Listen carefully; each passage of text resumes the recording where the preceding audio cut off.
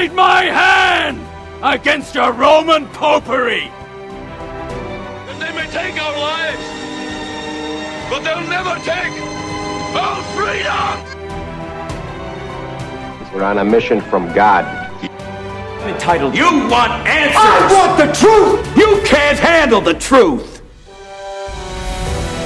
Maybe we should chug on over to Mamby-Pamby land, where maybe we can find some self-confidence for you, you jackwagon! Coming to you live from his padded cell high atop Bethel Church, the most heralded, the most despised talk show in all of human history. This is the talk show hell hates. This is Pastor Mike Online.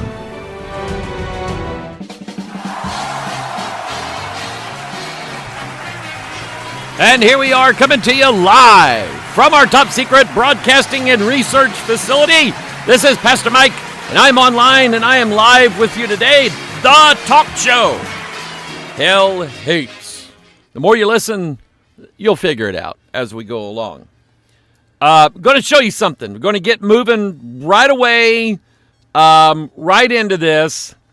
This is some notes, an article from the year 2015. I know, you didn't think they had articles way back then. I mean, that was like the old days, right? They had articles back then.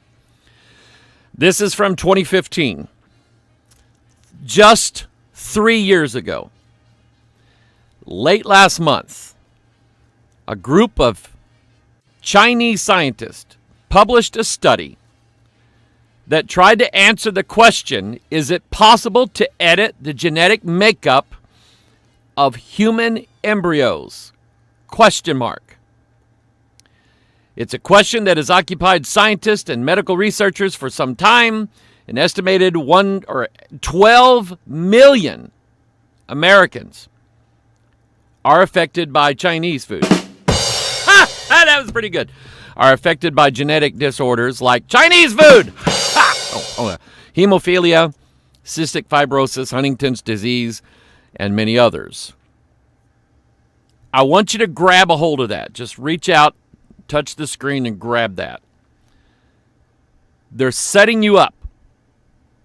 These articles, liberal news media, they set people up.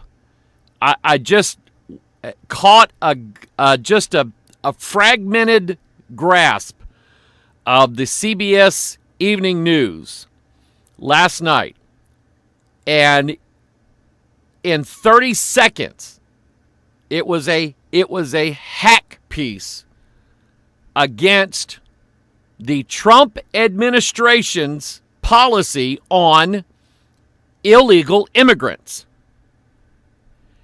And they gave this piece of information that everybody needed to know. And I don't remember what the number was.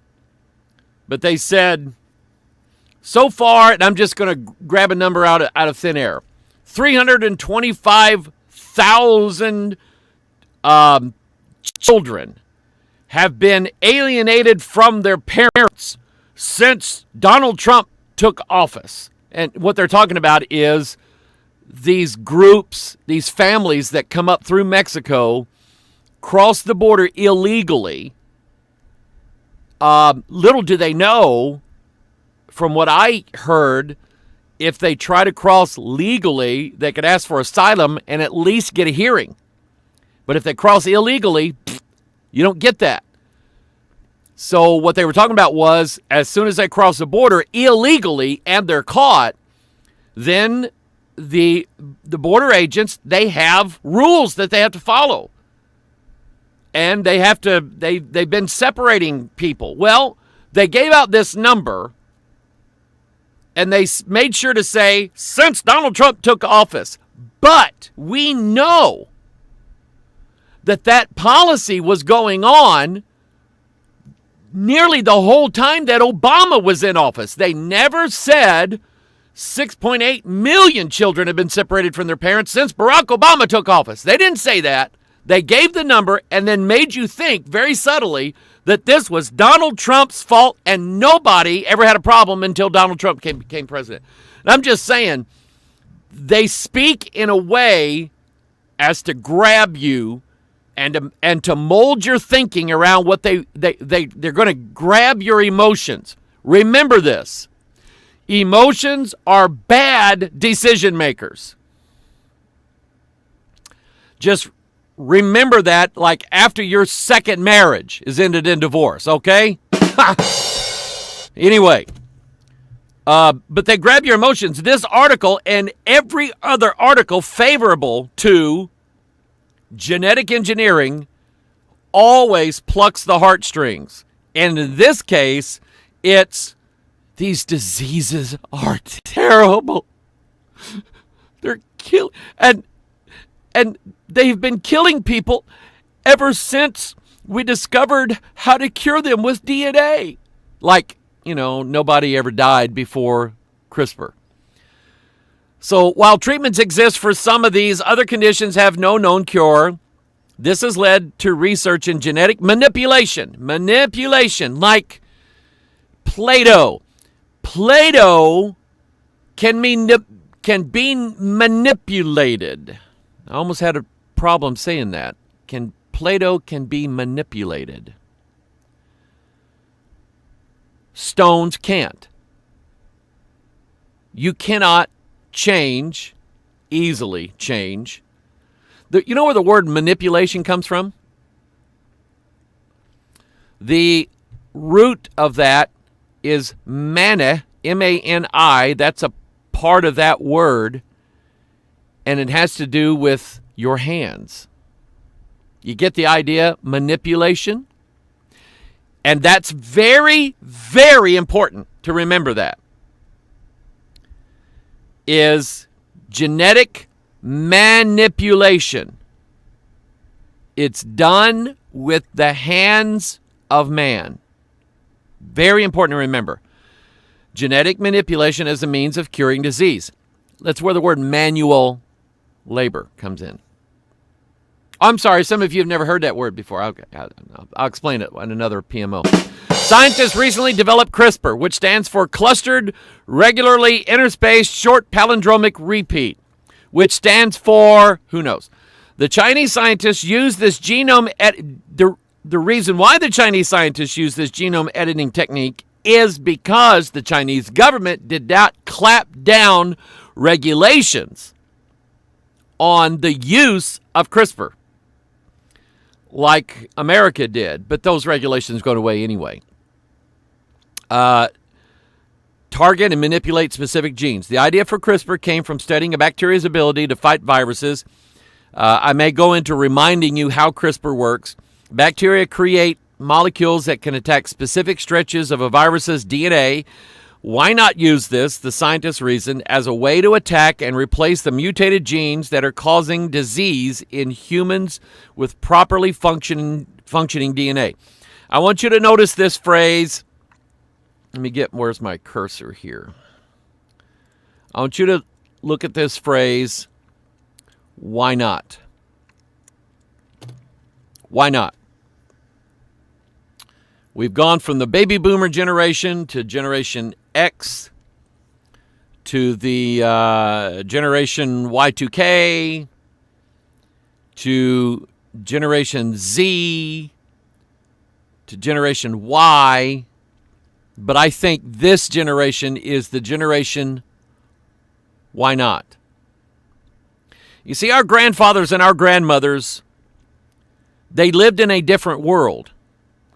It was a world, though not everybody in that world were born again, Bible-believing, fundamentalist Christians. The rules given to us in the Bible were the primary rules of society. And there were just certain things that were not done, certain things that were not said, certain ways that you did not dress in public, certain ways that you did not speak in public, certain rules and mores and issues were handled based upon the Ten Commandments. But since we have nearly successfully eliminating thinking Bible from this generation of Americans, generation of Europeans, generation of people all over the world, Australians, Canadians, you name it, since we've removed the Bible from their purpose, from their life, from them as they're developing the worldview, the Bible has nothing to do with it. Whereas generations before, if let's say that we would have discovered CRISPR genetic manipulation back in the 40s. Let's say that technology came about during the 40s. I guarantee you it would never have even been considered by the mainstream population, because it would have been considered blasphemous, and that is a religious word. We're even people who even marginally believed in a deity would have said we're made in the image of our Creator. We're talking about playing God. That generation, our grandparents' generation, would have never touched this. Generation Why Not says to CRISPR, well, why not? Why can't we rewrite DNA? Why can't we teach our children it's okay for you to switch genders? Why must we teach our children that they have to be married? They want to live together without marriage. Why not? See, this generation coming up is the generation why not? Because things that were never even thought of are now becoming mainstream. And so in this generation, not only are they not going to prohibit further use of genetic manipulation, they're going to embrace it. They are going to become it. And it is going to destroy them. That's why not. But I got a feeling that this generation is the destroyed generation. They just haven't shown up yet for the destruction, but they're headed there. So that's a 3-year-old article. All right? We're getting down to the last month of 2018. Here's another one. Will virus-proof human cells exist within 10 years? Again, 2015. Yes, scientists claim. CRISPR pioneers launch project to make ultra-safe cells. See, viruses are evil diseases. We want to eliminate evil diseases, so we've got to do something. Let's use our manipulators and manipulate a cure for this. Ultra-safe cells resistant to infections, cancer, aging, and freezing.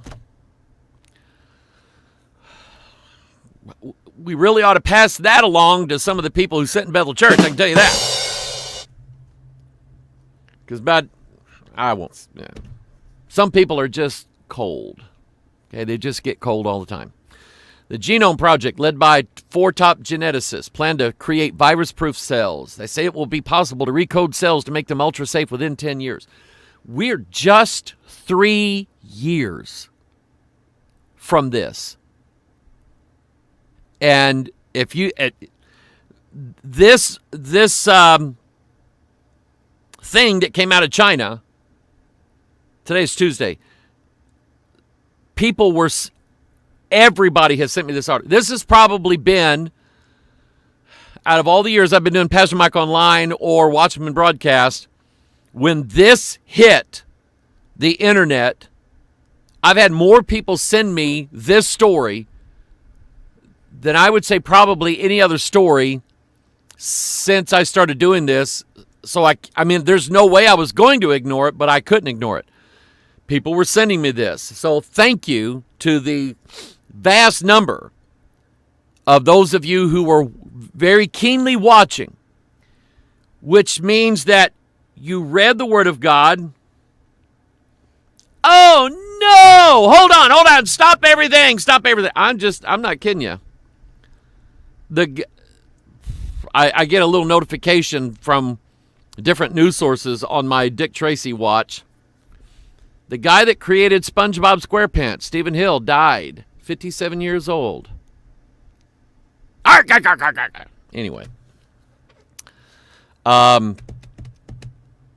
In just 3 years, we have made this leap now into developing the CRISPR genetic manipulation system to the extent that now a child or a set of twins has been born. First gene-edited babies claimed in China. Now, there is a video that goes with this. I'll let you look for it on YouTube. A Chinese researcher claims that he helped make the world's first genetically edited babies. We knew that it was coming there. So they said 3 years ago, be about 10 years. Well, I mean, I can see where they would think 10 years with the bureaucratic red tape machine that exists in most developed countries of the world. It just takes forever to get anything out on the market medically related. And, I'm not knocking that to an extent. There's no doubt in my mind there is vast corruption involved in this by pharmaceutical companies and medical research labs and so on. I mean, when they really figured out what they had with CRISPR, if you remember, in the United States, and I would assume this would be applicable elsewhere in the world,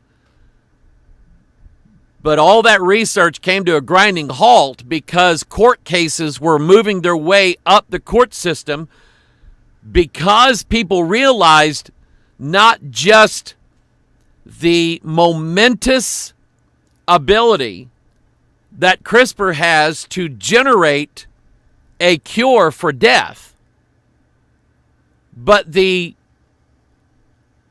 stellar ability that CRISPR has to generate wealth. Because whoever owns the CRISPR gene editing system, that would be God, because he's the one that developed it in the bacteria. Whoever steals this from God and can prove they're the first ones to steal it from God, then they get the licensing rights to it. Which means that every lab in the world is going to call whoever this is, Jennifer Doudna or whoever this is, and say, yes, sir, can I have a license, please? I'd like to apply for a license to use your God-making machine. Can I get that? How long will it take? Oh, we can write that up for you. Just take a few hours to get the paperwork going. Oh, man, that's great. What will it cost? $3.8 billion per license. Because whoever wins this, I don't know how it came out. I don't know who gets it yet. But whoever does this, there's a lot of money in this because this is the God machine. It is man playing the part of God. And if you ever want to see a movie with bad acting in it, watch this movie. Because man does a terrible job playing God. He's lousy at it. Stinks at it. He's not good at it. He keeps messing up the lines all the time, okay? Doesn't get the words right. Makes his own words up. You know what I'm saying? Twin girls born this month whose DNA, he said, he altered with a powerful tool capable of rewriting the very blueprint of life. Who You know, you know what? I like this. I like the words here. Rewriting. The word write, to write, is a verb. It implies, no, it speaks of action. That DNA was purposely and deliberately written. By whom, I would ask? Was it written by time and nature? No. Time and nature never wrote anything. God wrote this, but see, the whole word rewriting says we understand that it was written. DNA was written deliberately by an intelligent being of some kind. At least admit that. Why don't you? Instead of trying to get everybody to fall for this stupidity that, you know, accidents happen and it creates life. Oh, well. Okay? I mean, how come nobody ever, you know, the police and the fire department and the ambulance, they all rush to the scene of an accident because two cars have accidentally crashed into one another, and how come when they get there, they don't find that when the two cars accidentally crashed into another, they created a third car. And it's beautiful, beautiful little third car. See, that never happens, does it? Don't give me this nonsense about evolution just happening. You know, at least Blavatsky, Helena Blavatsky, had it a little bit better than Darwin did. Darwin said, stuff happens. Just happened that way. Okay? One day, there were no monkeys. And then lo and behold, in the blink of an eye, 40 million years later, there's a monkey. Just accidentally showed up over 40 million years. Blavatsky said, no, Darwin's not crazy. Darwin is stupid. Oh, I believe in evolution, Blavatsky said. But she said, it just didn't happen accidentally. Blavatsky knew that you cannot create something as complex as life itself. A regenerating life form cannot just be created ex nihilo, out of nothing, by nothing, and for nothing. It just doesn't happen that way. Nature had help. There was deliberate intent on the part of, now she had all these devils and aliens and these root races and things like that she said was part of this. No, she didn't believe in God. She believed in gods. But she had it, at least if Darwin was pointing straight up on the clock at 12, at least Blavatsky had it at 1 minute past 12. She was just a hair smarter than Darwin was. Nature and life doesn't just happen. It is written. It's created. It's done with intention, with a purpose to it. So now man says, let's repurpose it.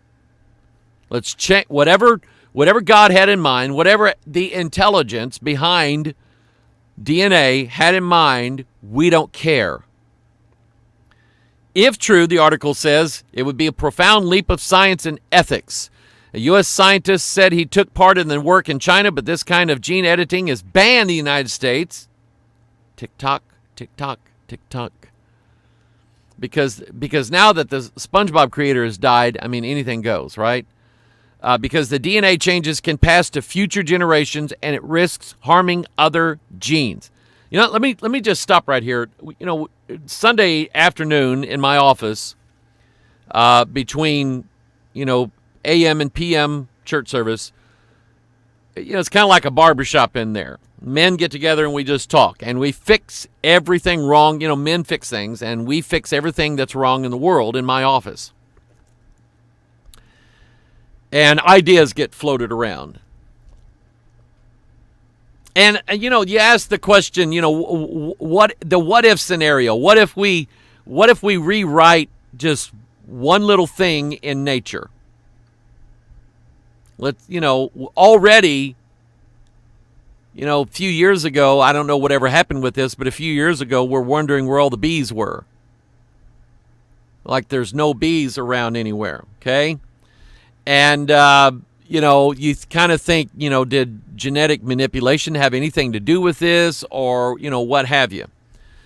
So the idea is maybe a flower somewhere or some sort of vegetation got altered, whether by man or corrupted by, greenhouse gases, or you take your pick. And now all of a sudden the bees don't recognize that pollen because it's different. Most species of animal life reproduce really for reasons far different than humans reproduce. When God made every creature after his kind, God intended that stick that way. We're going to let the bees be the bees. We're going to let the cows be the cows. We're going to let the dogs be the dogs. And I don't want cat dog. So, dogs, they breed on the basis of scent. That's what triggers this whole thing with dogs. It's not looks. It's not, hey, I have nothing better to do. It's not, hey, it's Friday night. What else am I going to do? It's scent. So, let's give you a scenario here. So, let's say there's this overnight now, a disease erupts in dogs. It is killing dogs all over the world. And so scientists begins to work feverishly. Chinese scientists, American scientists, they start working and they realize that there is a genetic cure to this disease, because if we don't do something, all the dogs are going to be dead in a year. And all we're going to do is we're going to manipulate one gene in the dog's vast array of DNA. We're just going to change one gene. So they change one gene. And it works. It stops the spread of this disease in dogs. Stops it right then. But then they notice that even though the female dogs are going into estrus, the male dogs are not responding. Why wouldn't they? Doesn't smell right. And God designed dogs. Dogs can smell everything in the world, and they do, but they only breed with dogs. So something doesn't smell right, and they just do not respond to the female dogs. So now, rather than a disease killing all the dogs, man killed all the dogs because can't get them to breed. You say, well, science would intervene again then, because then we would use in vitro fertilization, processes, and we would keep the... Okay, but what about bees? How do you do IVF, in vitro fertilization, on a bee? Or mosquitoes, or flies, or gnats, or any other kind of species that we can't get to, does man have the ability, by changing one thing in a species DNA, does man have the ability to literally destroy every form of life on this planet? Answer is yes, absolutely. If I didn't believe in God, and I was as stupid as all the other evolutionists are, if I didn't believe in God, I think that I would still have a huge problem with us playing the part of God, because we're not as smart as God. God, when he created everything, he did lay out what they call that delicate balance in nature. This species feeds on this species, and this species feeds on this species. But then this species dies, and when its body goes into the ground, then this species lives off of that, and then this species eats that species, and it's the cycle. Interrupt the cycle at any point, and you've created catastrophe. The movie Interstellar, which is, to me, a 2.5-hour commercial for our success as a species is going to come from the stars.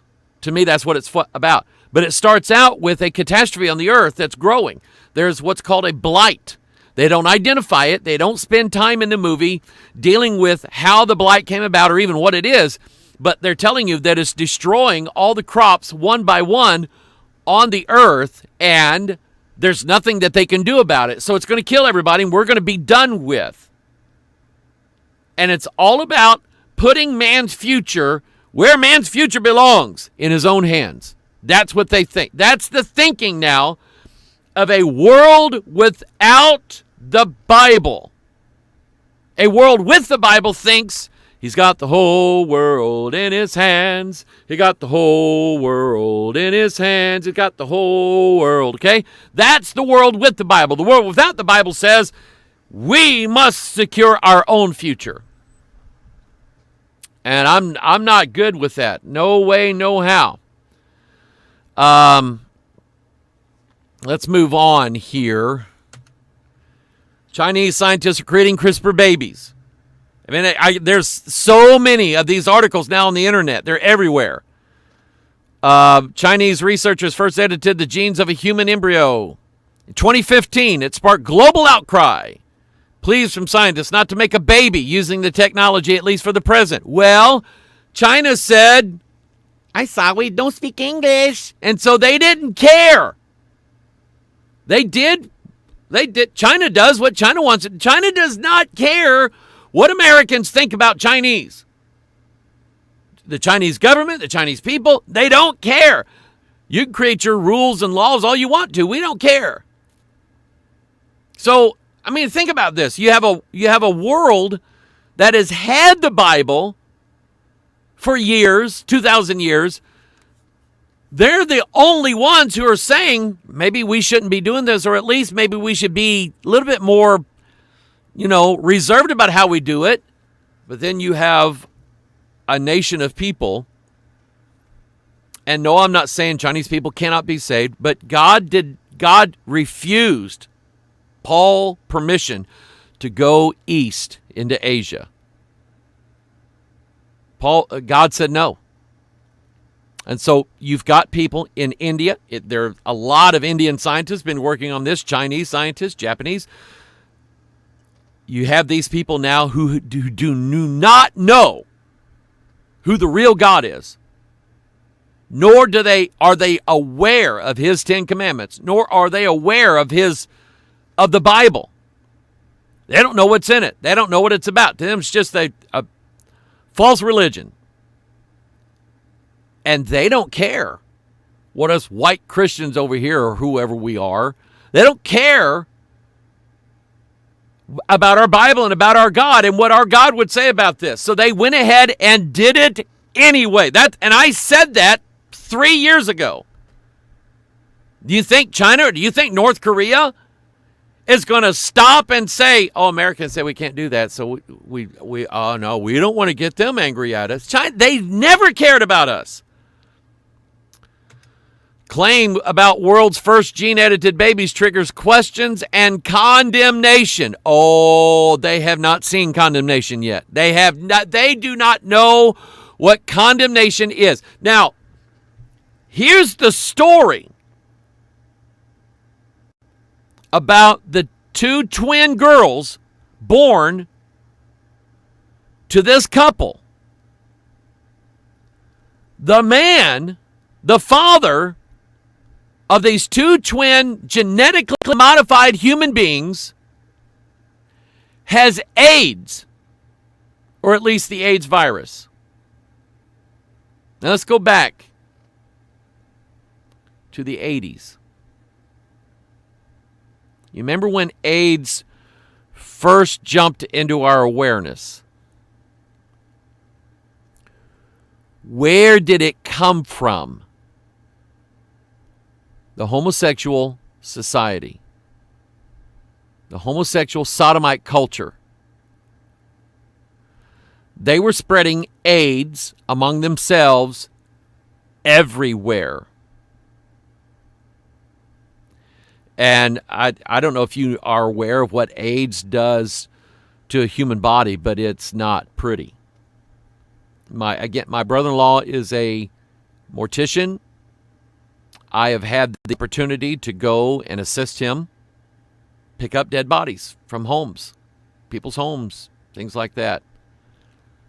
When the funeral home is called, they call him. He is an independent contractor, and he goes and does a lot of work for these various funeral homes. And I would go with him to pick up bodies, and we picked up a guy.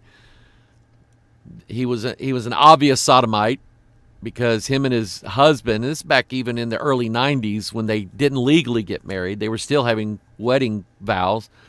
They both had rings on their right ring finger. And this dead body that we picked up couldn't have been more than 70 pounds.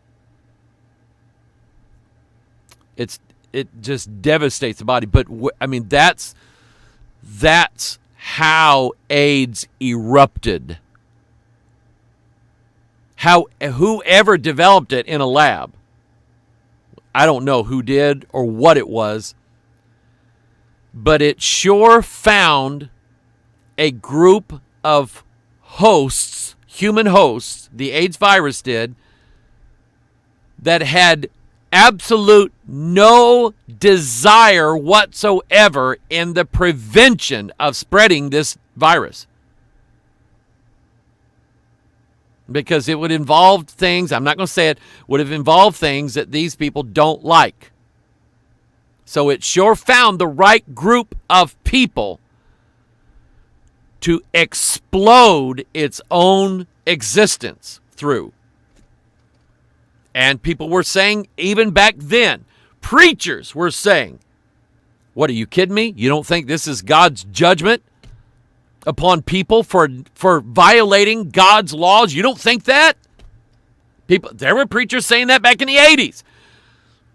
People got tired of hearing it, so you don't hear anybody say that anymore. But that's where it came from. And that's why this Chinese scientist got involved. Well, surely we don't want these 2 girls to... Listen to this now.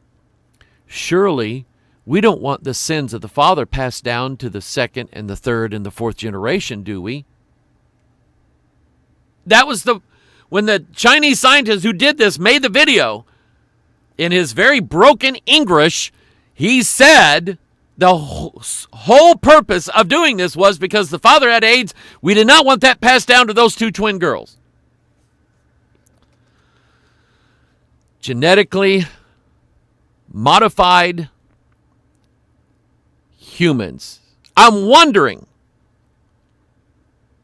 I'm being dead serious here, if there is going to be a warning label attached to these 2 twin girls. Now, I'm not being mean either. But God had a law in the Old Testament that if you had leprosy and you had to go into town to buy food or to pay your taxes or whatever, you had to make a trip into town. As you walked through the crowds in the marketplace, you had to announce publicly, unclean, unclean. You had to, you talk about, listen, that would never be allowed in America. Well, that's going to hurt their feelings. And you know what? I am sympathetic. That would be a terrible, terrible way to live your life. Contracting a disease that eventually was going to kill you. But before it did, before it ate you up inch by inch, you had to tell everybody out loud as you can, that you were a vile, dirty, unclean person. And that and you would never, ever again enjoy the benefit of human touch. Which is reason 4,857,927,108 why Christ died on the cross. Was so that we no longer have to walk through bearing the shame of our reproach and say, unclean, unclean. But I'm wondering,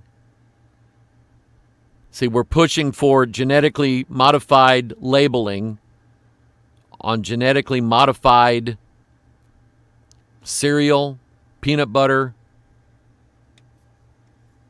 My son had, what was it he showed me last night? He was eating some potato chips. Dad, let me show you this.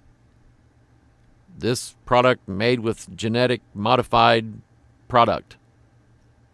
You can't, it's getting to the point that just about everything that we eat that's commercially made is genetically modified. And I'm wondering if there's going to be any such labeling of humans. And my question is, and again, I'm not being mean, are they human? What did they modify? Where is the humanity gene? Or where is the line that separates humans from any other species?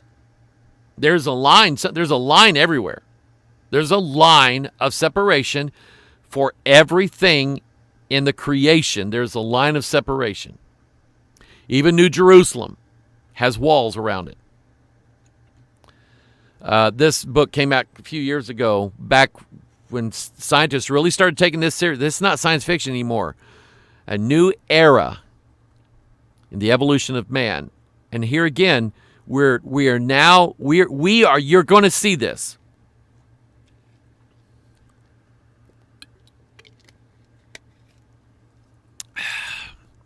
Hang on, I gotta check the label. Gold Peak tea. No, I don't see any GMO. Anyway,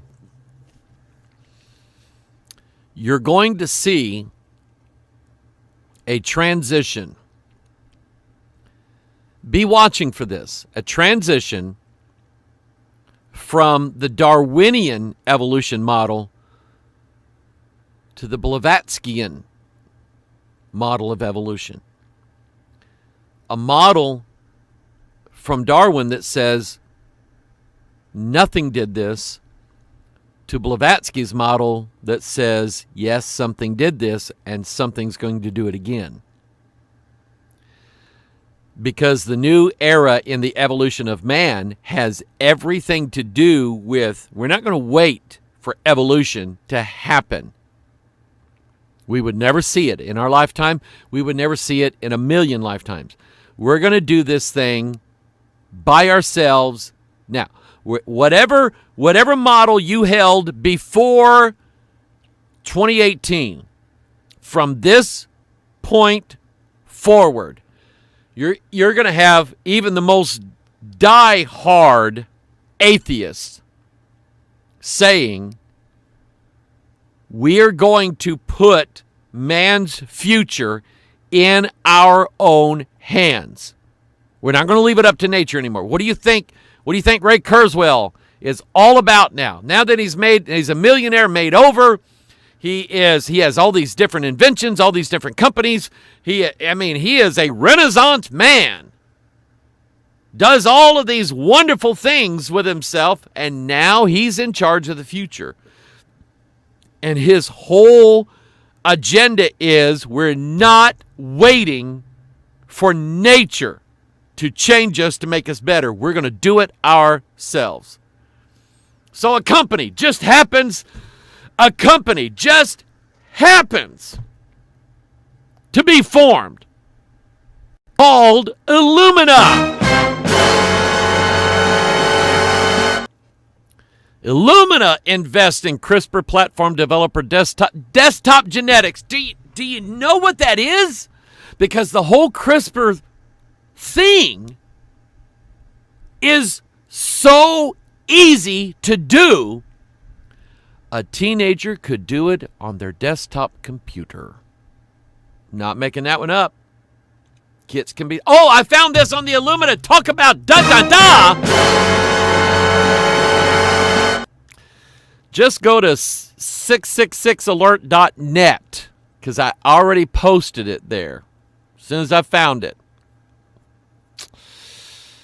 In case you don't know, this is 6 sides and this is 6 sides. And see, you have 3 of them.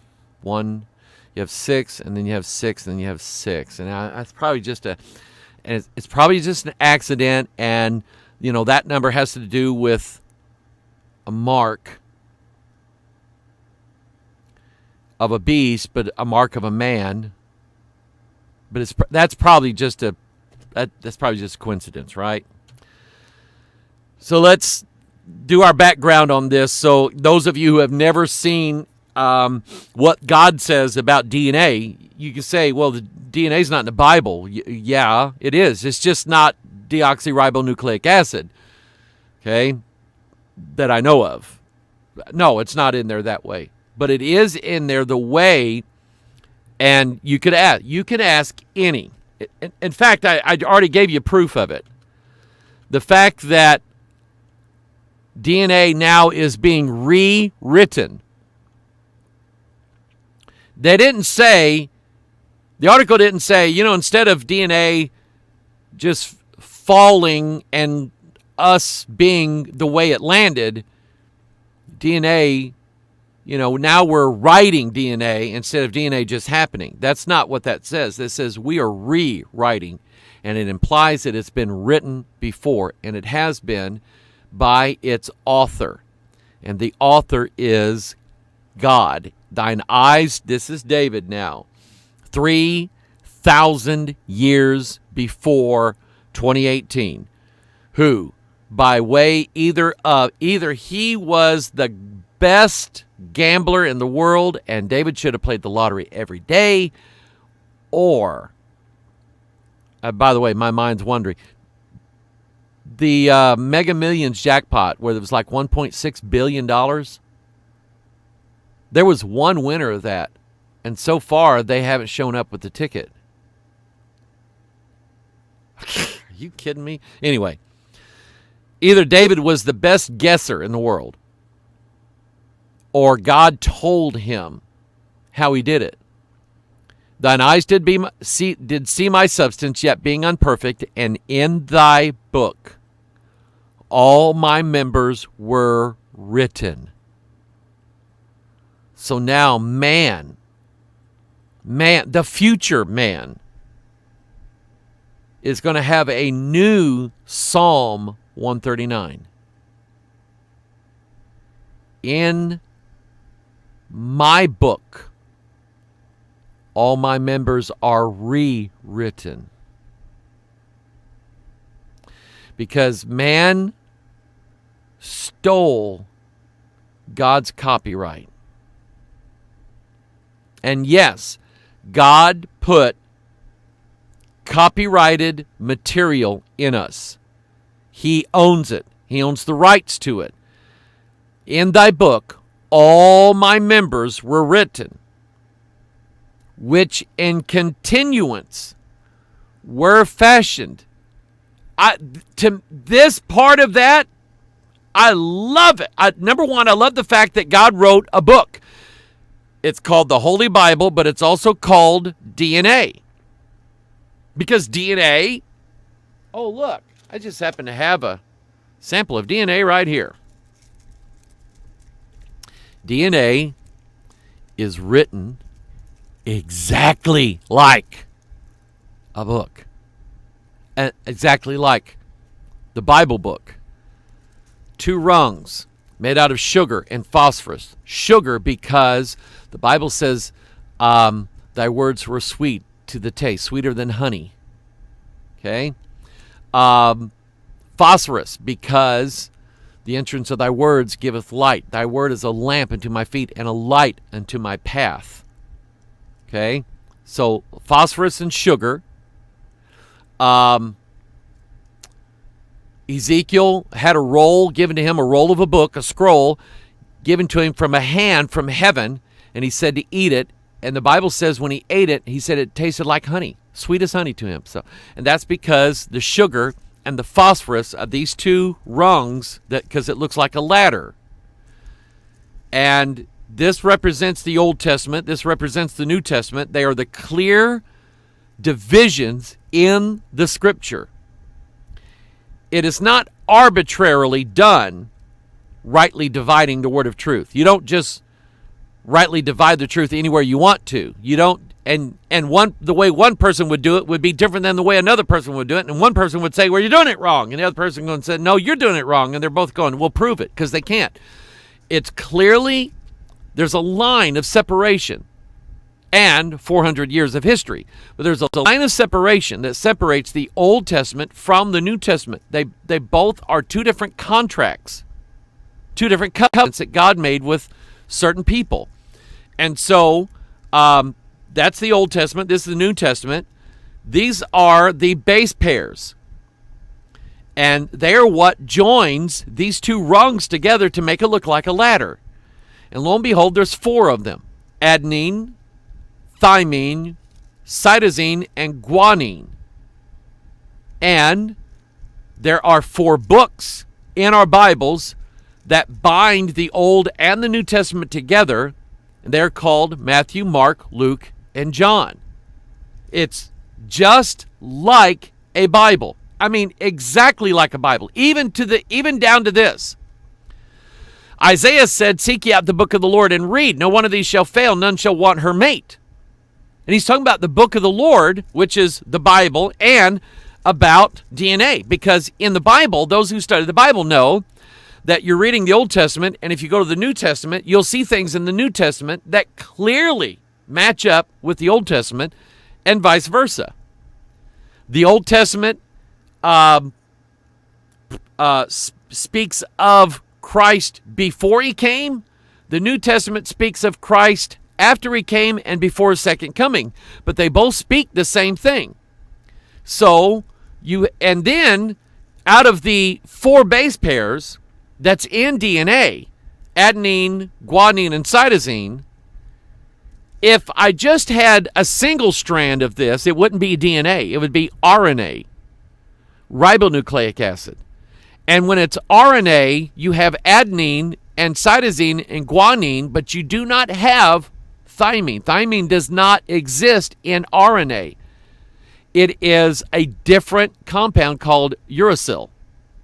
But when the 2 rungs are joined together, and to make a double witness, uracil is replaced and thymine takes its place. So out of the 4, adenine, guanine, cytosine, and thymine, out of those 4, 3 of them are similar. One of them's different. And anybody who studied Matthew, Mark, Luke, and John knows this is called the Synoptic Gospels. Matthew, Mark, and Luke, they all say pretty much same storyline, same outline, same stories, everything. John is different. John's written differently. His his whole timeline of Jesus' life is different than the other three Gospels. I mean, they both end at the crucifixion and resurrection, but even John's writing style is different.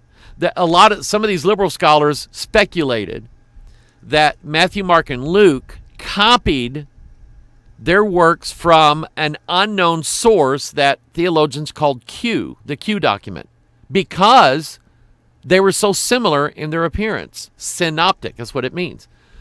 John's different, just like thiamine's different. Okay? So not only is it a book, but it's a book that matches the Bible. Not only does it match the Bible in its appearance, but it matches the Bible in its language.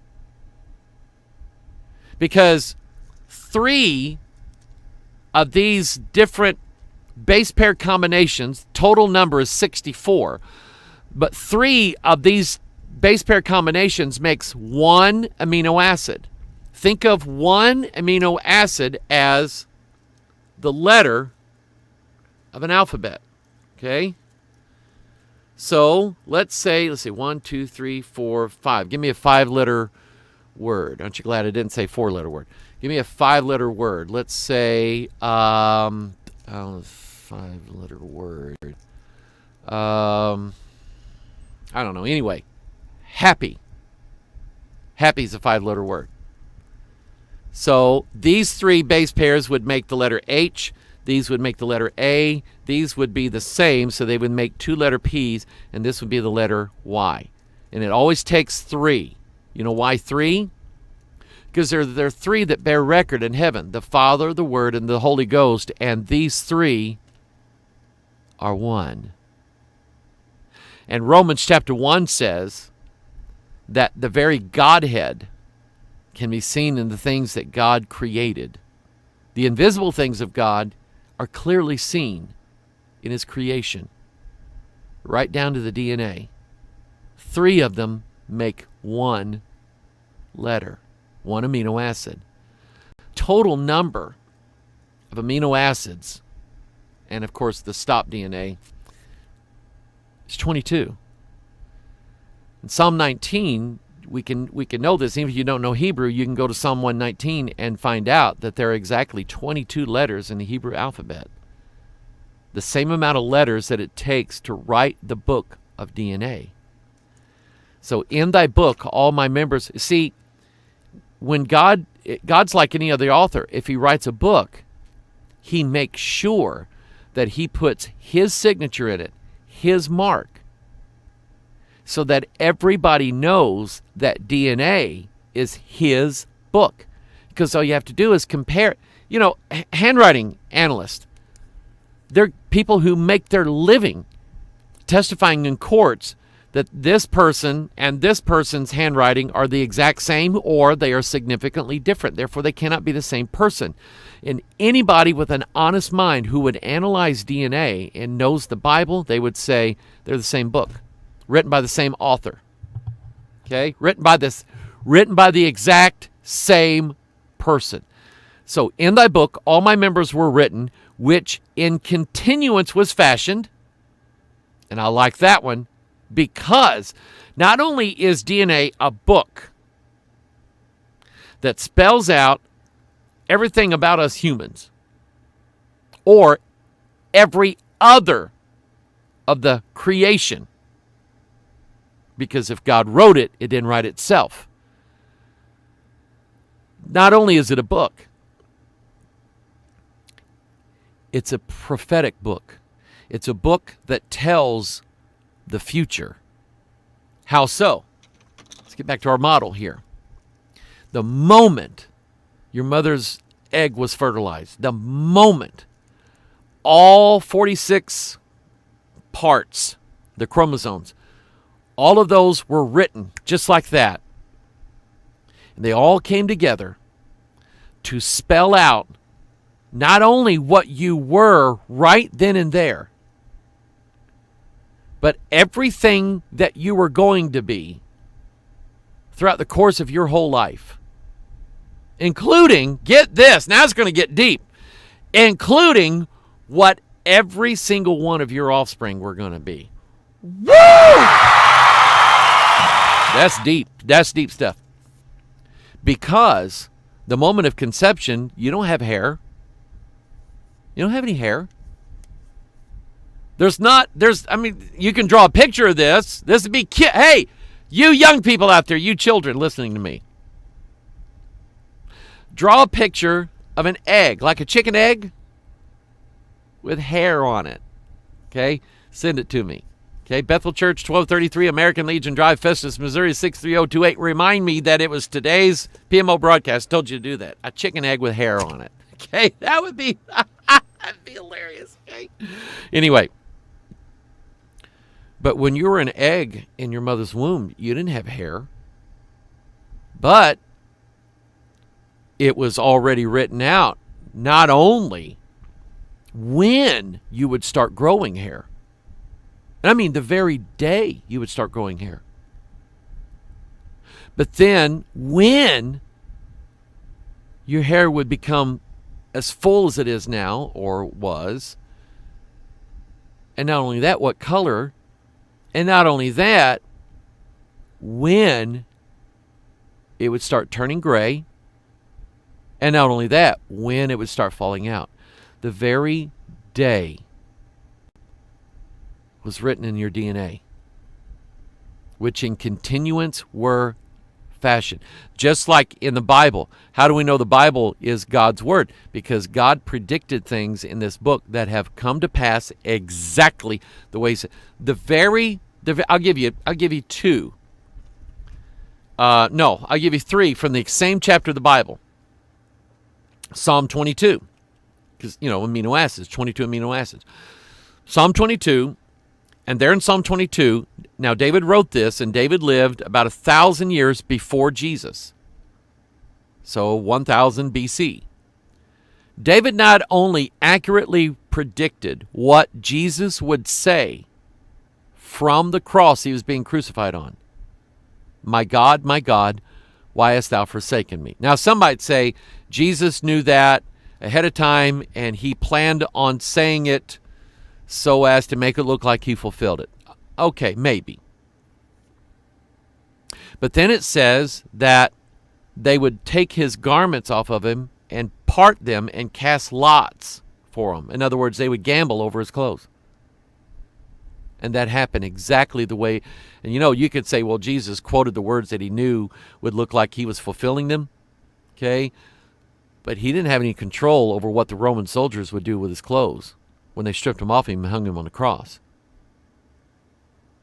Number 3, how did David know the exact method that would be chosen to kill the Messiah?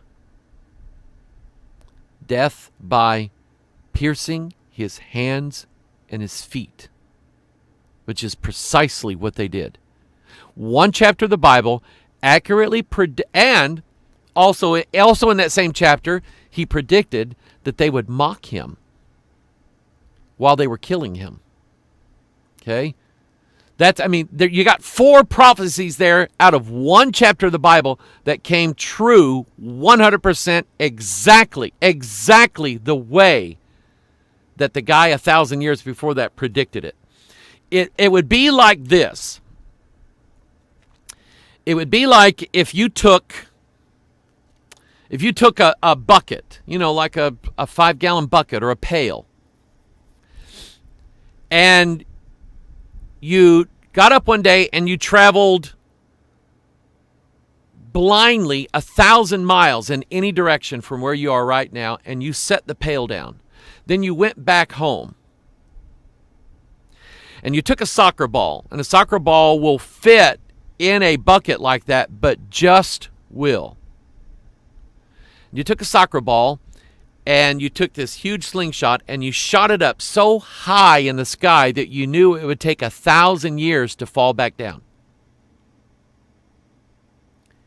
And it just so happened that when it fell back down, it landed in that bucket where you placed it 1,000 miles away from where you lived, 1,000 years later to the day. Okay? That's how we know the Bible is the Word of God, because all the prophecies, they got it right. And so it matches your DNA 100%. Your DNA is a book of prophecy. God writes prophecy. And then consider the word book as you span the English Bible. This is the book of the generations. Notice generations. Genes are generations. Genetics are generations. And it gives the lineage of Adam. And it's the book. The very first time the word book is mentioned in the Bible, it's linking itself with genetics. Even the very first occurrence of the word book in the New Testament, the book of the generation of Jesus Christ. You remember back earlier when I said, seek ye out the book of the Lord and read, no one of these shall fail, none shall want her mate? Because adenine can only link with thymine, and cytosine can only link with guanine. And in here you have, in the very first occurrences of the word book, both in the Old and the New Testament, they're both, and these are written thousands of years apart, they're both associated with the exact same thing. They match perfectly, the book of generations of Adam, the book of generations of Jesus Christ, because theologians know that Adam was a foreshadowing of Jesus. Adam himself was a prophecy of Jesus. And the Bible has the word book mated from the Old Testament to the New Testament perfectly together. I love this. Look at this, John chapter 1. How did John, the Apostle John, 2,000 years ago, know that it was a book that made what flesh is? And by flesh, we mean, if you look at the word flesh in the Bible, you see it's related to the human body, flesh and blood. The Word was made flesh and dwelt among us. How did John know that? How did David know 1,000 years before John? See, that also is two pairs mated together. David's talking about the book of the members of his body. John is talking about the Word of God, the book that God wrote, that literally becomes flesh. How did those two men know that? Because nobody knew that. 100 years ago, nobody knew that. Much less 2,000 or 3,000 years ago. Now, this is how CRISPR works. This is where we get into the man playing the part of God is man.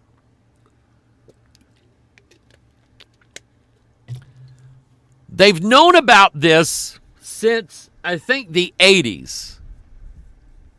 Guy was listening to Karma Chameleon by Boy George, and he thought, you know what? I bet a bacteria does this. I made that part up. There's this bacteria. And there is a virus out there in the world. Remember the delicate balance of life. In order for there not to be too much of one thing in the world, God made sure that there was something that would eat it. So let's say one year you had way too many flies. Well, the next year, probably for the next 10 years, you're going to have way too many frogs. Okay? But then what do you do about that? Well, then now you're going to need way too many snakes, because snakes eat frogs. Okay? What are you going to do about that? Well, now you need way too many eagles and hawks and whatever else eats, and other snakes. There's always a balance. So there's this bacteria and a virus. Now, the virus can only eat this one bacteria or infect this one bacteria. This bacteria can only be made sick by this one virus. See how they're happily married together? And they want us to believe that this just popped up 1 billion years ago. So not only the complexity of life, come on, get honest. You have a bacteria that somehow, in the last 400 million years ago, figured out how to draw a picture of its enemy. Because that's what it did. So you have DNA, which looks like DNA. And playing the part of the virus is the Joker from Batman. Okay? He's evil looking. Right? So, The virus infects the bacteria and can kill it. The bacteria knows this. So the bacteria says, I got to come up with a plan. How can we stop ourselves from being killed? So certain viruses only target certain bacteria. The bacteria then carried a copy of the bad virus's DNA, so it could recognize it and destroy it. So I want you to think about this. The bacteria carries in its, see, they figured this out. They were looking at this bacteria DNA, because it's not very complicated. There's only a few things that a bacteria can do and has. And so it doesn't have huge DNA. But they noticed that there was a string of sequences. Remember these three and these three, they all make different letters. There would be sentences in the bacteria's DNA that they said, this doesn't do anything in the DNA. It doesn't build proteins. It doesn't, it has no purpose in it whatsoever. Why is it there? And then somebody said, I know who that is. That's the Joker from Batman. And they were going, why does bacteria have a picture of the Joker, which is the virus? Why does this bacteria have in its genetic sequence the exact genetic sequence of the only virus in the world that can kill it? Why? I mean, it's like, why do we put wanted posters up everywhere? Why do we, why do police get sent a picture on their little laptop in their squad cars of all the bad guys that are out on the street to be on the lookout for them? So they figured out that the bacteria carries a copy of the virus's DNA for a reason. That if it ever encounters or is ever infected by this virus, the bacteria can perform surgery on itself and eliminate the viral DNA from its own DNA so that the bacteria can then continue to live and reproduce minus the virus. So what it does, CRISPR sends out an RNA strand that matches the virus. So CRISPR has a little catalog. All these different potential viruses, like the Riddler and Mr. Freeze and the Penguin and Catwoman and whoever this guy is. Can't remember who he is. So it scans its DNA constantly, looking for its enemies. And then it runs across, dun, dun, dun, it runs across a copy of the Joker's DNA and it embedded into its own DNA. And it says, uh-oh. So then CRISPR sends out the RNA strand, matches the virus, and when it finds it, uses an enzyme, which is Cas9. Don't know what it means. Cas9. Cas9 as an enzyme. You can use enzymes for cleaning things because enzymes like break things down. So this particular enzyme is like a knife, like a scalpel.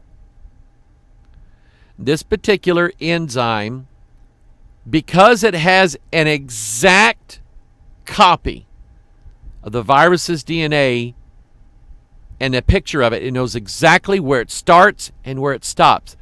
It goes and searches through its own DNA, finds that virus, and using the Cas9 scalpel, slices off the beginning point of the viral DNA and the end point of the viral DNA and kicks it out. And then, now you got two halves, right? It mates them back together, and now the bacteria not only will live, but it will reproduce so that its offspring do not have the virus DNA in it. It'll have a picture of it, but not the virus DNA itself to kill it. And God invented that. God invented that. I love God.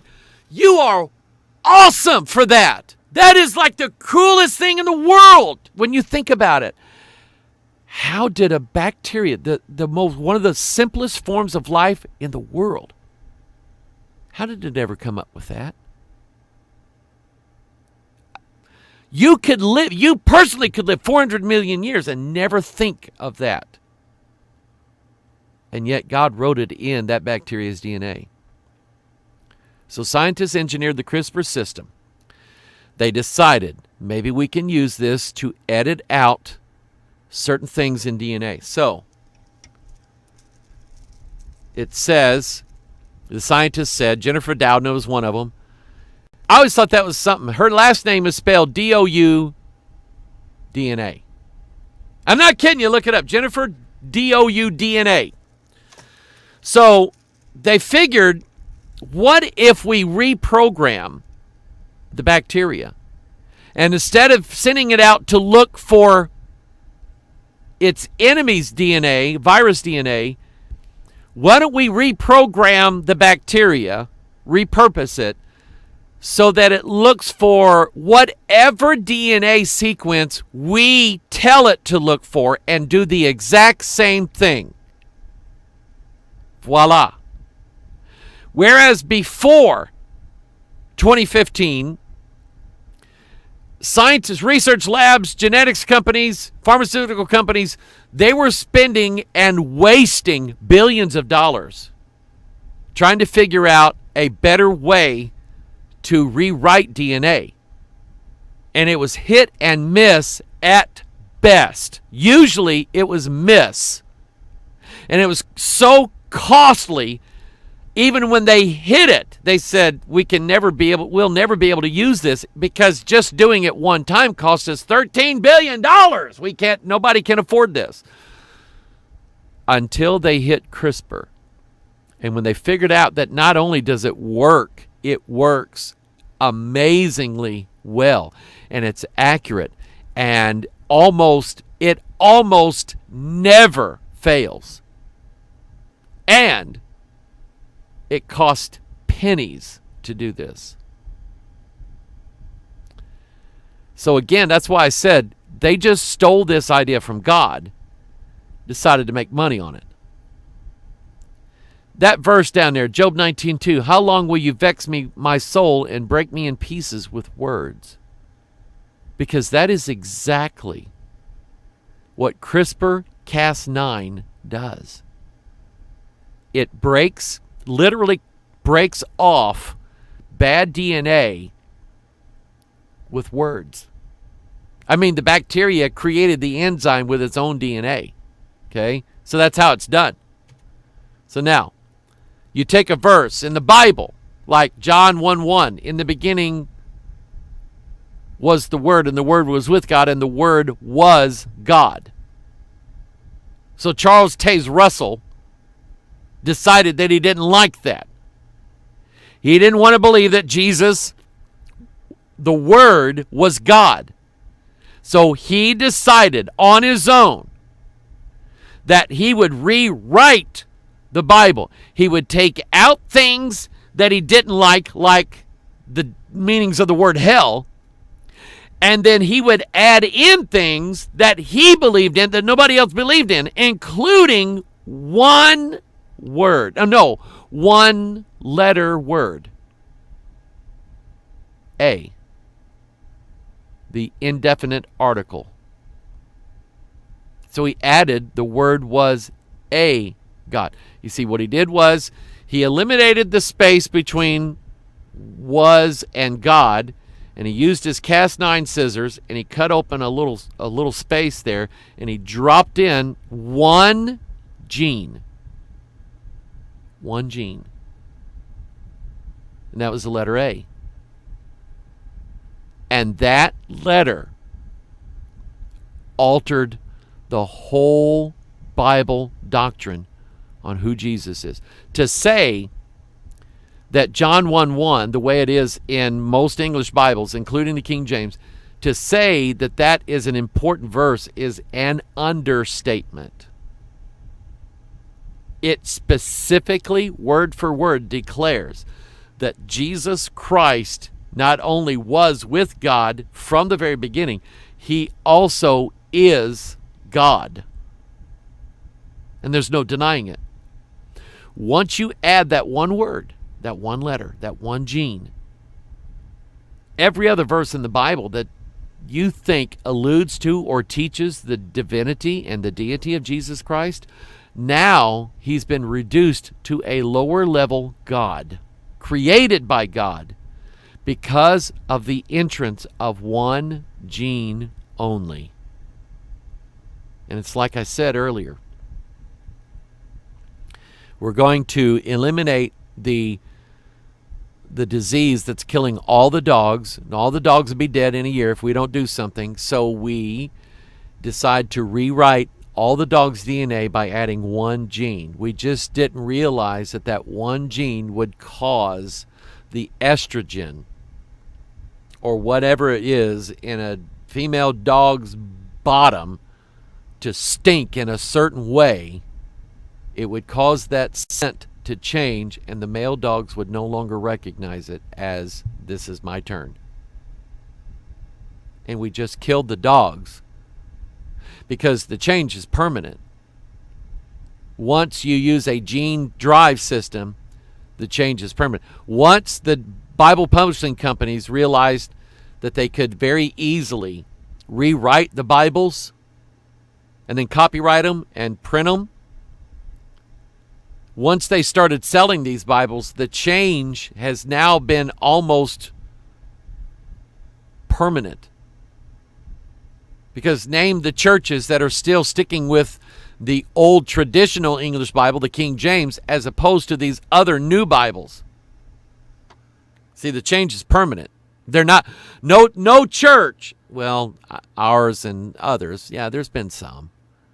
But for the most part, once a church decides that they're not going to use the King James anymore, they almost never go back to that. Some do, very few. So, here's another one. The fourth is like the Son of God, or is he a son of the gods?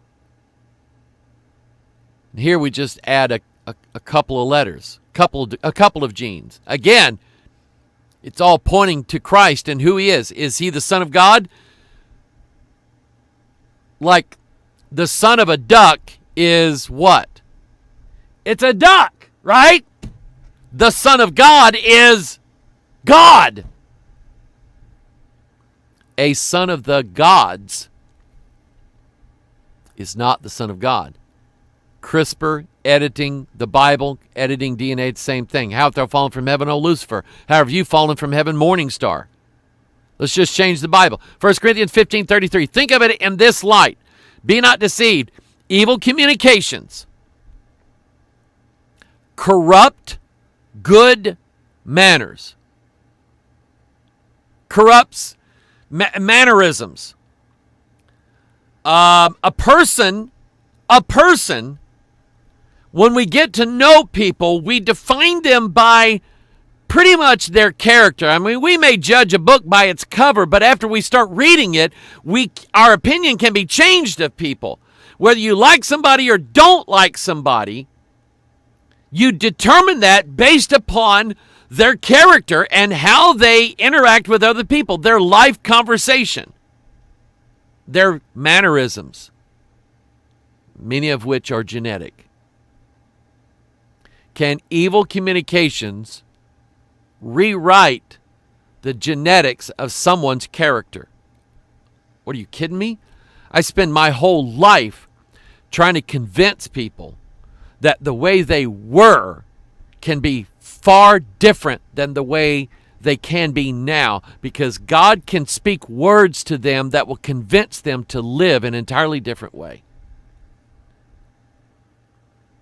And while us preachers, if we can preach something into people Evil communications can preach it right back out of them. But evil communications is nothing more than a sequence of words injected into a life form's whatever so that they are significantly different than what they used to be. 1 Corinthians, look at this. 1 Corinthians 15, this is how Paul's describing the resurrection. He's using seed, and seed is nothing more than a bundle of DNA wrapped in a shell. But God giveth it a body as it hath pleased him. To every seed his own body. Did you see the movie Annihilation? You talk about freaky.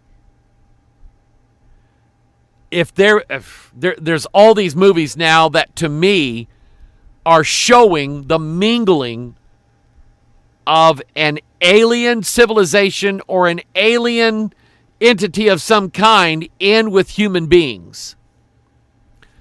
Let's see, not Contact. What was the one where the 12 alien, I don't know, crescent moon hubcaps came down from, and they spoke in this language of circles. Can't remember the name of it. But it was about mingling with the aliens with us. They're the good guys.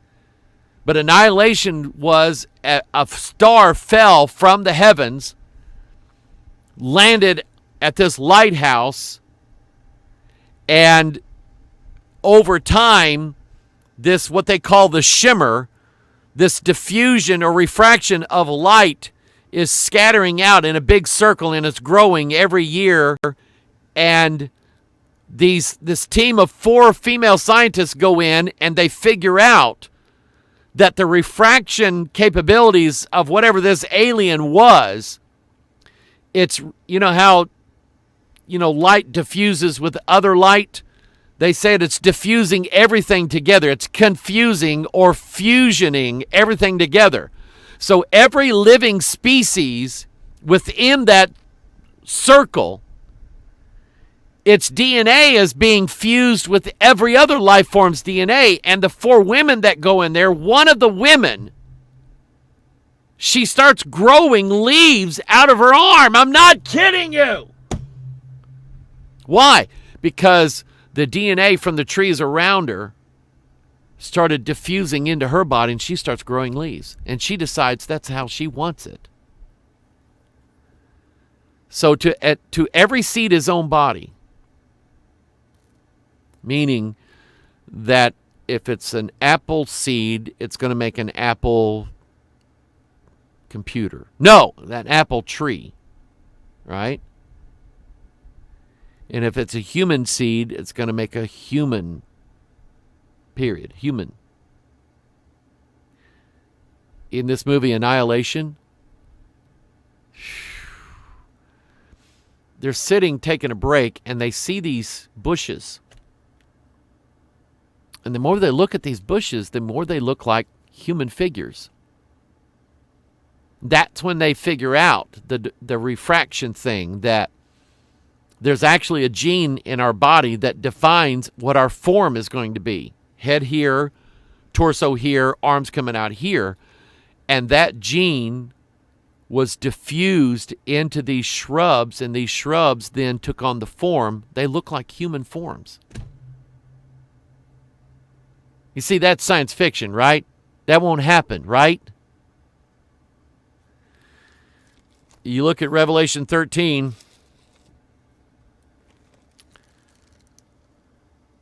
Here's wisdom. Let him that hath understanding count the number of the beast, for it is the number of a man. The two mingled together. All throughout the Bible, you have descriptions of beings that are part human and part beast. You also, you'll write this one down, you'll also have the description of certain humans as trees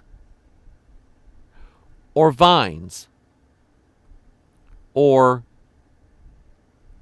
thorns. diffusing and fusing genetic material from one species into another species is no longer science fiction. And to those who've ever read the Bible and said, well, that's the fanciful imagination of primitive man, to those who've read that and scoffed at the idea of creatures having the details of other species or the appearances of other species mingled with their species, it's no longer a fanciful imagination now, is it? Because now we are now going from 2018 to 2019. You know what? I had this memory last year, 2017, toward the end of the year, having this same talk and this same conversation saying we are now in the CRISPR age and we're going to produce children. We are going to produce children modified by CRISPR gene editing, and here we are 1 year later. I don't know. You can go back and listen to what I said in December of 2017, whether I actually said it's going to happen next year, but I mean, I don't care if I said it or not. I knew that at some point we were going to start making CRISPR babies. And that is exactly 1 year later what we've done. So now let's ask the hard questions. God creates man. Let's go back and read that. Genesis chapter 1.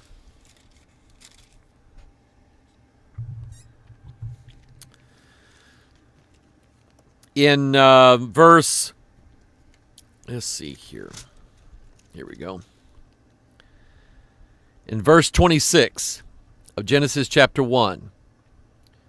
And God said, let us make man in our image, after our likeness, and let them, mankind, humanity, humans, have dominion. Man is at the top of all the food chains. Like McDonald's, Burger King, Taco Bell. Okay. That was pretty good. Yeah, it didn't. Okay. Let them have dominion over the fish of the sea. That's Captain D's. The fowl of the air. That's Kentucky Fried Chicken. And over the cattle. That's McDonald's.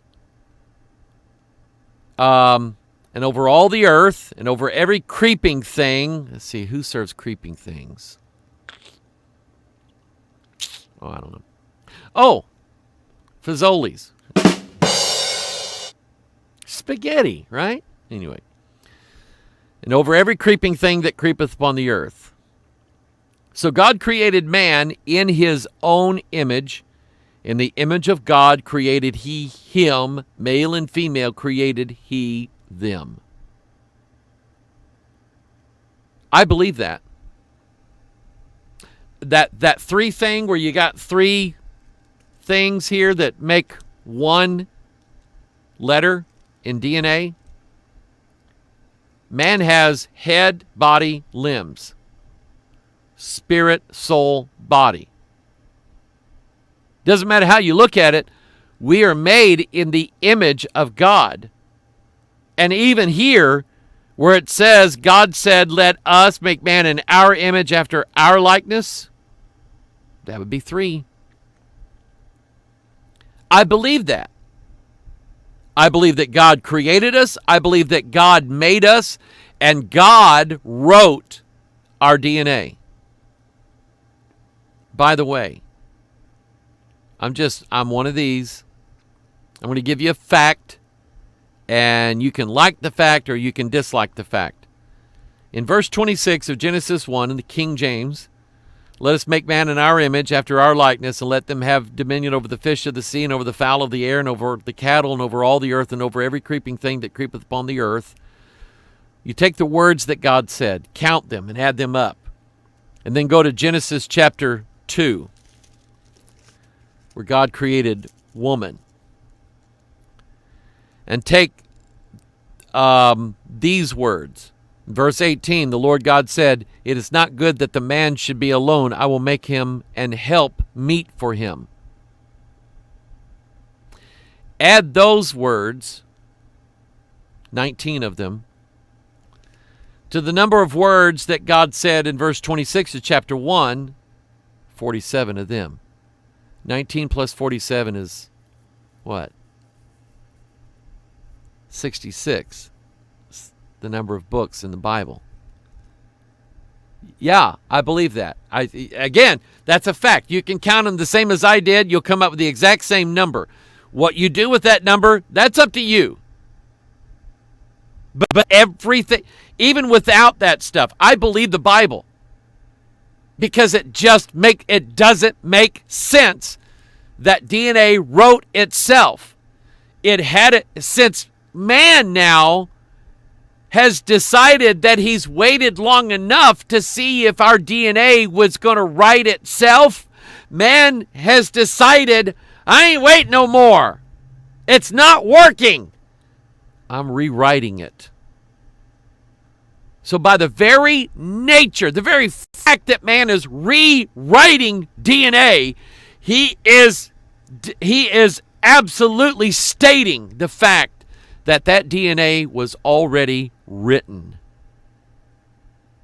Written by who? Written by its creator. And to say that creator has rights is an understatement. Let me show you the two witnesses of what I'm saying. Deuteronomy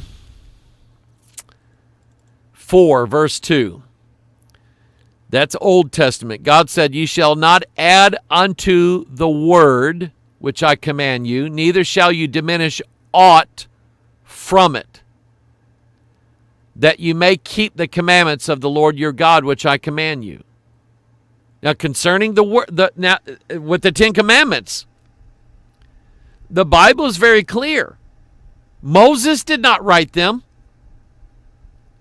The Bible states that God himself, with his own, God has a finger.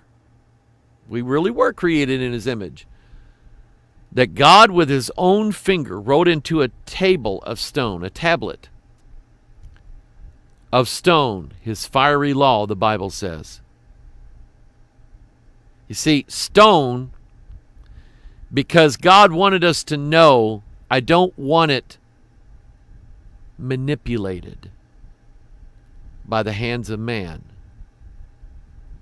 I don't want that to happen. So he wrote it on hard stone.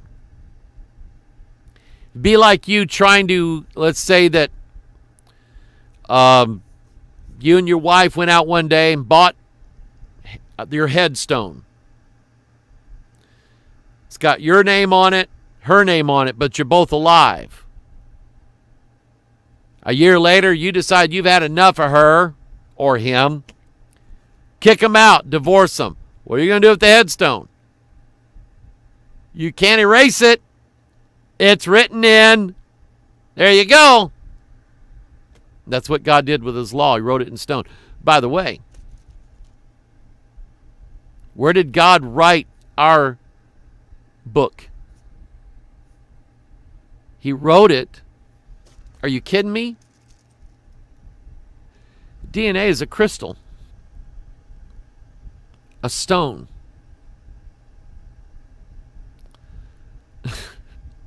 Phosphorus is an element. Dig it up out of the ground, a stone. God wrote our DNA in stone.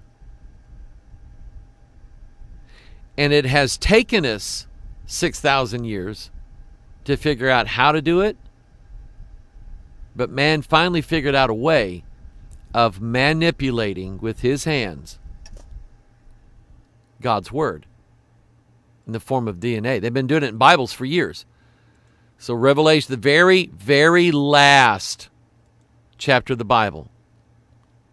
And some of you are saying, oh, Pastor, you already talked about this. There's some people never heard this before, and I want them to hear this. Because now that the camel's nose is under the proverbial tent, you see, you can look at that little gap at the bottom between the bottom of the tent and the ground and say, those two humps can't get under there from that camel. But once the nose gets in, the rest of it's going to slide right in. Now you've got a camel in your tent, and you don't want a camel in your tent.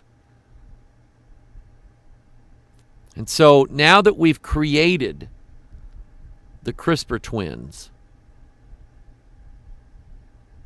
where do we go from here? Do we stop right here and say, oh, we'll never do this again?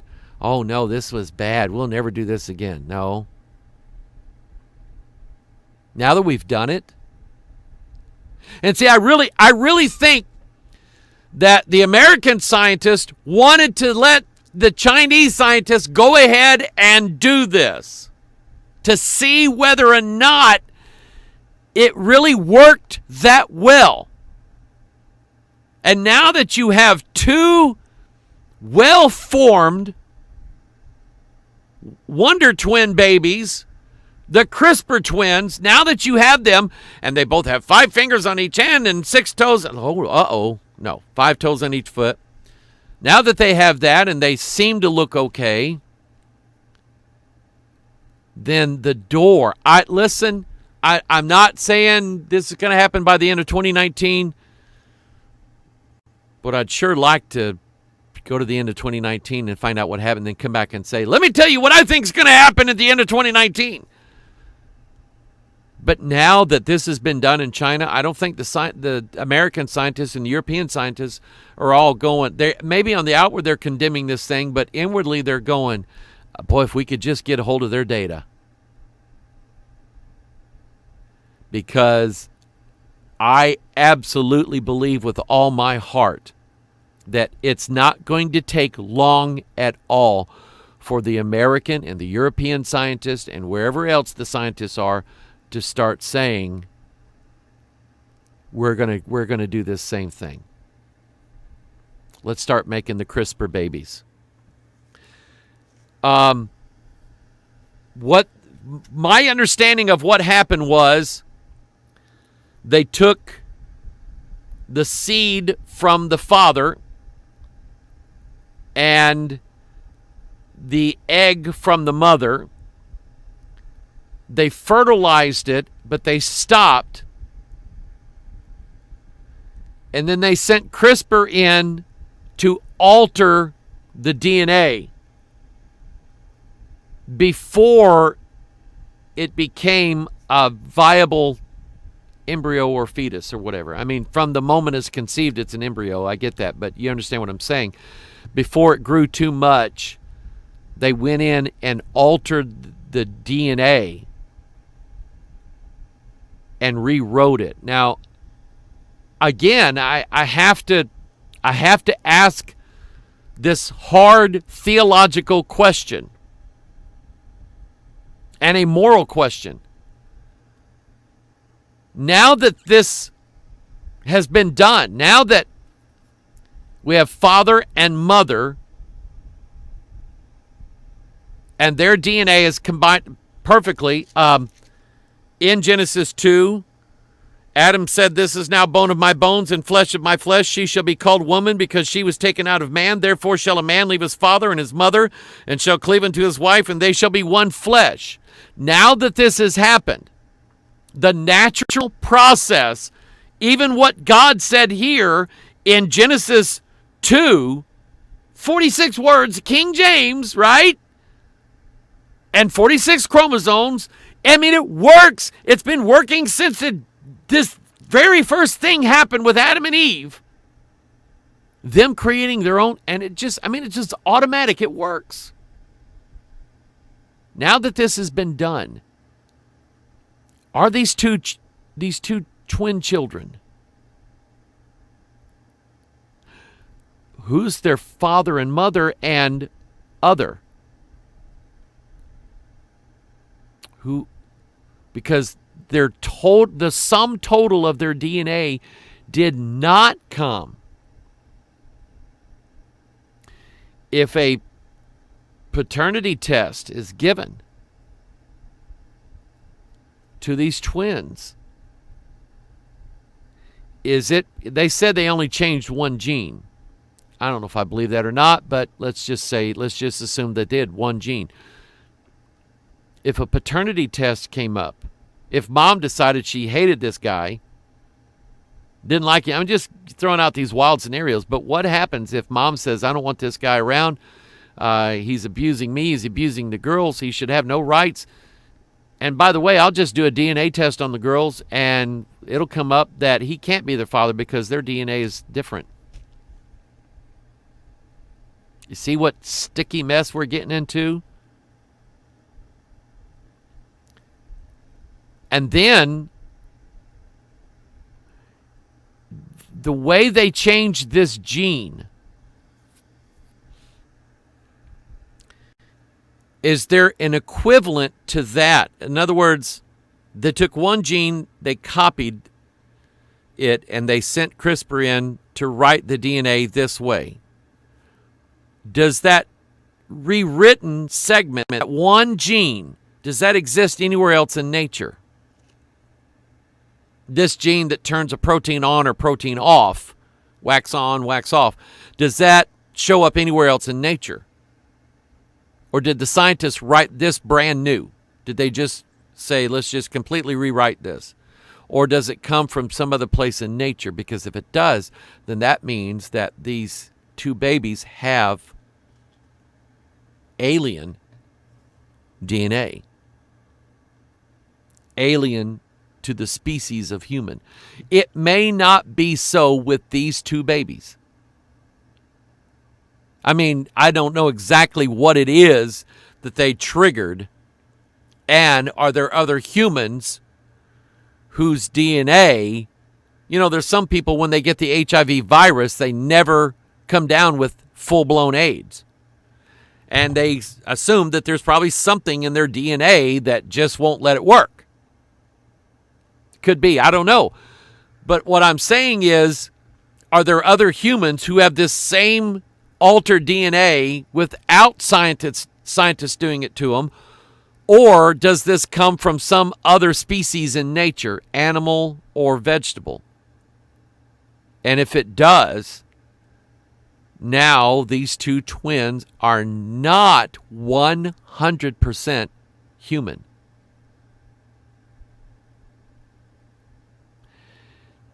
And what significant difference?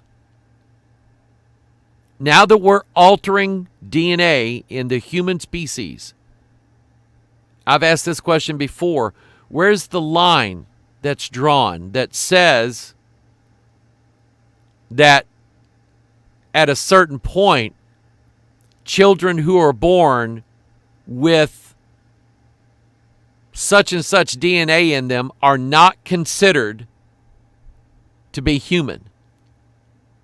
I'm just wondering. That's a question I think it has to be asked.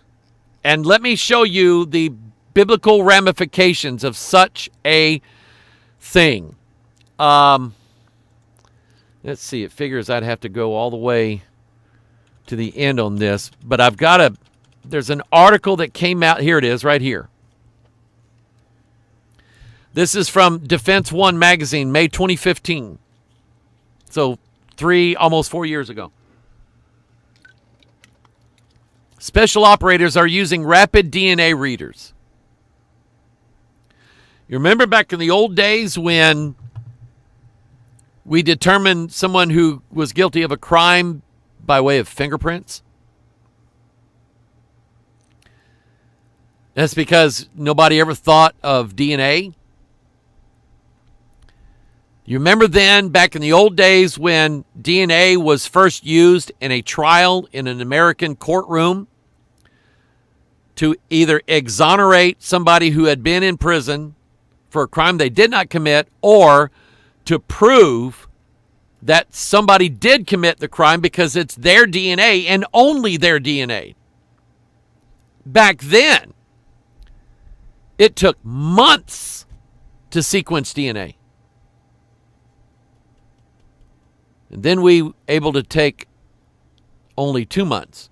Then it only took 1 month. Then it only took 3 weeks. Then we got it down to 2 weeks. And so now, here comes Dr. McCoy from Star Trek with his tricorder, and he points it at somebody, and their DNA is sequenced on the spot. Conducting a midnight SEAL raid on a terrorist compound, positive DNA identification is just 90 minutes away. I mean, cops, for the most part in this country, many of them are carrying around little fingerprint scanners so that if they catch somebody, they pull a car over, and the person will not identify themselves, and they need to know who he is right then and there, can scan his fingerprints while he's next to his car or wherever they find him at, and within a minute search through the entire fingerprint database to find out who this person is. They can do it while on the scene. And the DNA scanner is not that far behind. The ability to know right then and there who is and who isn't is just around the corner using DNA. Now, let's wax conspiratorial, because that's what we do when it comes to CRISPR. And to be honest with you, I'm not patting myself on the back, because the credit goes to God. He's the one that wrote the book on this, literally. But just about everything that we have thought about and theorized concerning CRISPR DNA editing has either come to fruition now or we are on the verge of it. We're not making these conspiracy theories up with CRISPR DNA editing. It's real. Because one of the aspects of the mark, think of a genetic marker. It's very, very similar to a Sharpie. We use a magic marker to mark certain things. The height of your child on a wall. In 2012, she was this tall. In 2014, now she's grown almost a foot. So now she has 3 feet, right? Think of a genetic marker that way. A certain sequence of DNA in a species that really determines who is human, who is not human, who is beast, who is not a beast. And in this case here, what we have from the scriptures, why is the Bible linking these two things together? Don't know yet, but we know pretty much now how it's going to be done. The false prophet is the one in charge of this. And the Bible says in verse 16, he, the false prophet, causeth all, both small and great, rich and poor, free and bond, 6, to receive a mark in their right hand or in their foreheads, not on the surface, not on the outside, on the inside. And that no man might buy or sell, save he that had the mark or the name of the beast or the number of his name. And you ponder that. Because back in the old days, we theorized, like a tattoo, like a barcode. He's got a barcode on him. He's got the mark. That's what we thought, because that's all we knew back in the 70s.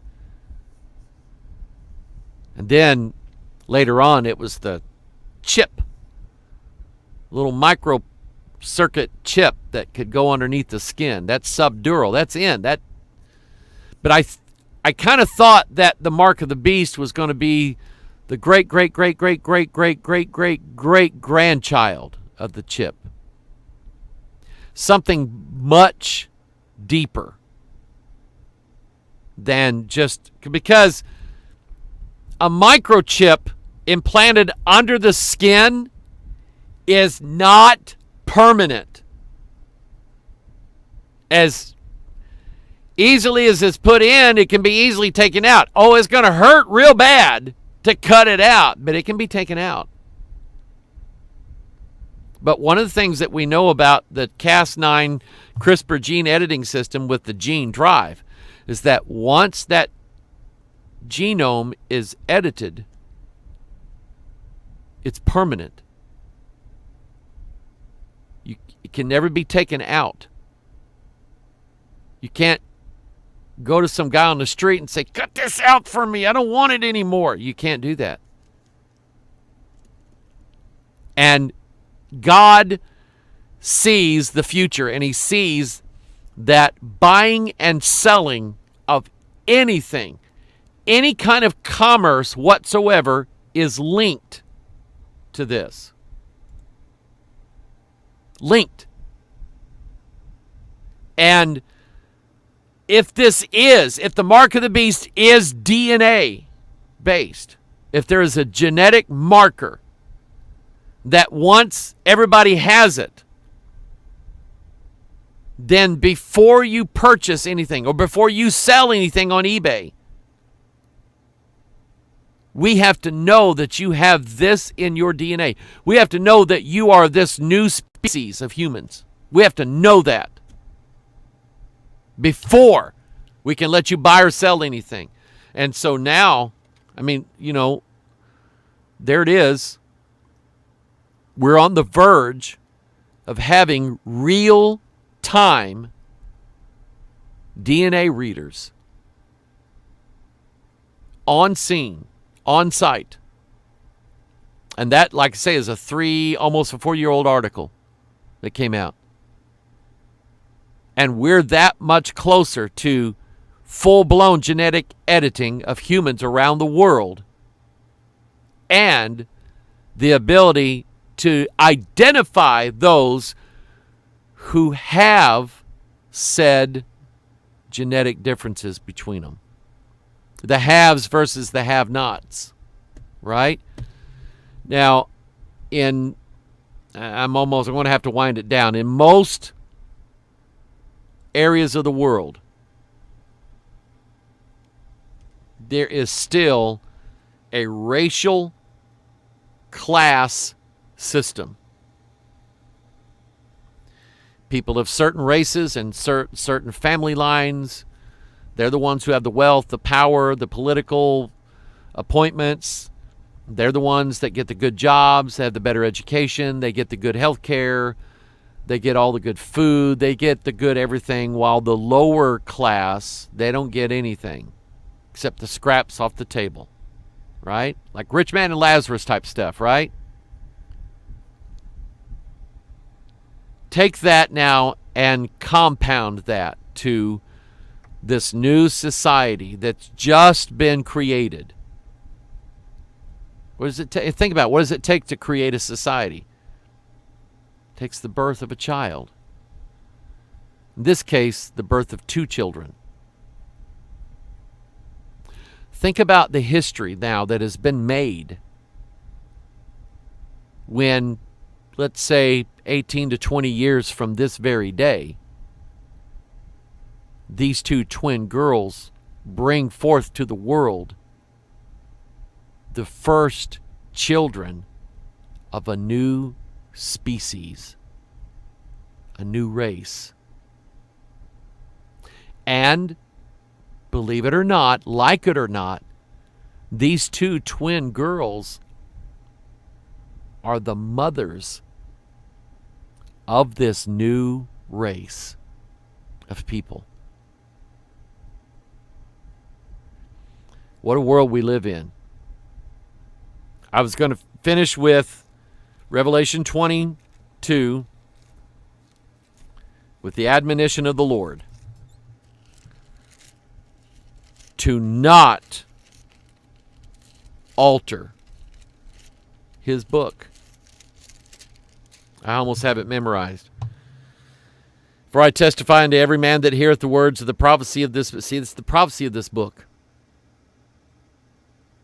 foretelling the members of the body that have yet to grow, or the changes that haven't been made yet. If any man shall add, I got to stop right here. It makes sense now. Do you understand what these two girls represent?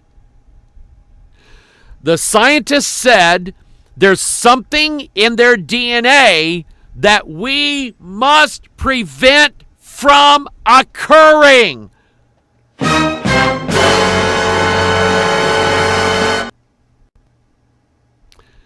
Think of what power Satan would have if he had the ability of preventing Jesus Christ from ever living. Did I just make that up?